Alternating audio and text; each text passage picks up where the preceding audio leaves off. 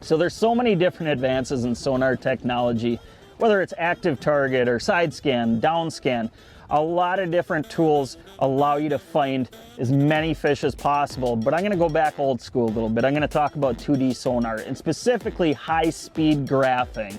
And that's a situation that I'm gonna wanna use a ton of when I'm looking for suspended walleyes. Maybe I'm out on Lake Erie, maybe I'm on Green Bay, but looking for those suspended pods of roaming walleyes.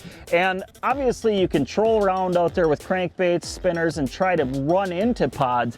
But if I'm able to use my Lowrance and cruise around at 25 to 30 miles an hour and mark those pods, drop waypoints on them, come back and make sure I'm in the right spot, that's going to save me a lot of time. So a couple things that I want to talk about when you're going to do high-speed graphing is the first thing I recommend is whatever graph you have, go full screen, just 2D sonar. You're able to see the picture easier. You're able to see those marks pop out. Next thing, what you're going to want to do is have an external skimmer transducer on your transom.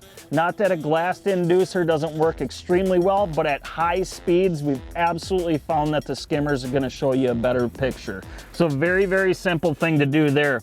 But I'm basically going to be cruising around and looking for specific, just real vertical blips that are orange or yellow, colored blips in the water column. And walleyes are schooling fish, so there's going to be a bunch of them together. But don't be afraid to use high speed to find the pods of fish where you can make sure that you're running your baits right through them. But Lowrance, by using that external skimmer reducer and a full screen on your unit, you're able to see everything you want, even at those high speeds.